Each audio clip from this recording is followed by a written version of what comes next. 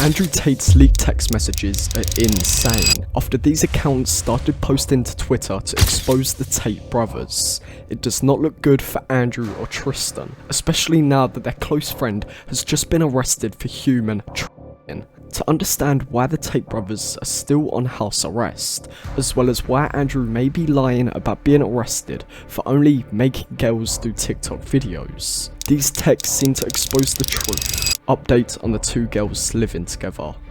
The girl who moved lost her support networks at home, cemented her move, talking about staying forever, can't wait to see me, etc. So I said somebody in her old town told me she worked in a sex club. I literally made this up from the sky. I started calling her a liar and threatening to kick her out, but the real goal is for her to never go anywhere without me, not even her hometown. I need her working, not visiting her friends back in her hometown. We can then see this in action. You worked in a sex club. I did not work in a sex club, I'm not lying. You said yourself that people will try to destroy us and break us apart. I've heard things too, but I chose to believe you and not them. Andrew, answer me please and tell me this is a joke, because I really don't want to believe that you mean what you are saying.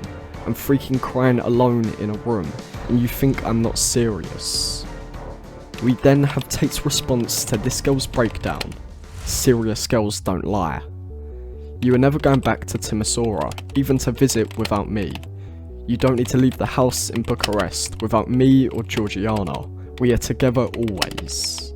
We can also see how successfully Andrew Tate broke this girl, and how he describes it to his war room members. From Jasmina. I have few things, rules I can't break because I'm old fashioned and I do believe in God. 1. I have never sent a picture of me in lingerie ever. I made a promise to God and myself and I will keep it. 2.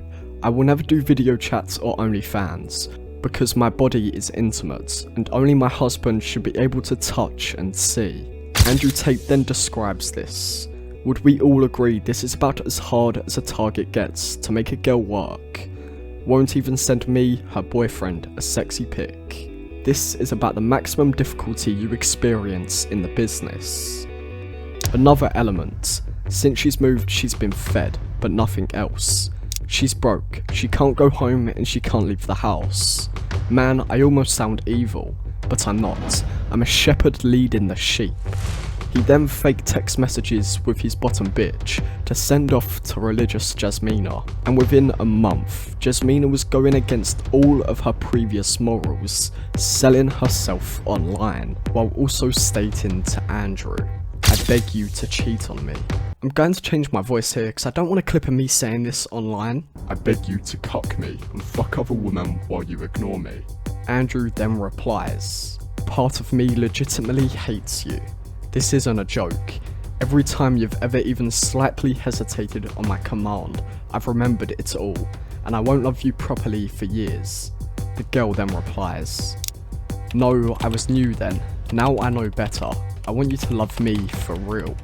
So that's one of the victims, but now there's a suspicious amount of people around Andrew Tate being arrested for similar crimes over the past couple years. Let's take a look at the case of this war room member, who also happened to be close friends with Andrew Tate, as well as being involved in the PhD course. Break-in.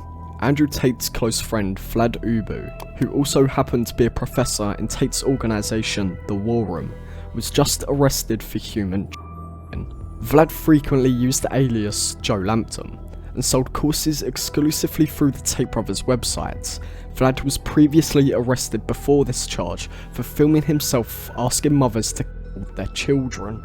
In the War Room chats, we do have some messages from Vlad going by Joe Lampton. Just told you have until 15th of November to tattoo my name on you.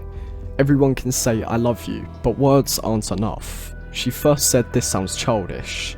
I replied, fuck you bitch, all my friends' women have tattoos with their name. I swear on my mother if you don't, I will break up with you. Then he states, last week a girl from my studio was angry I blocked her number. I took her keyboard and hit her in the head with it. Speaking of getting a tattoo, however, it seems this is a very common thing for those in the war room to get their woman to do.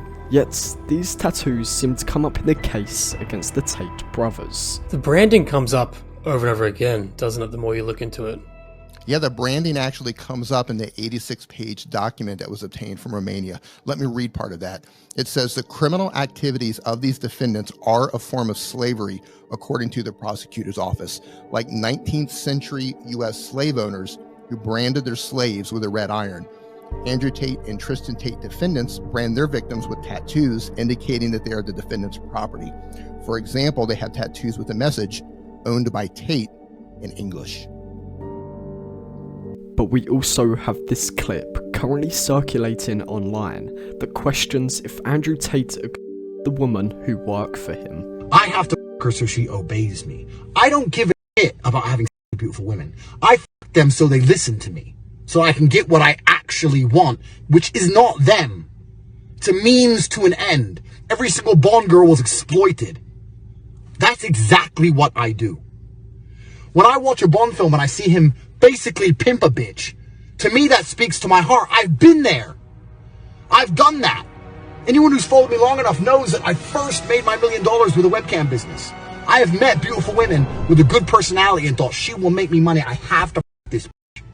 I don't want to I just need the money. If you did enjoy this video and you want to stay up to date, please do consider subscribing.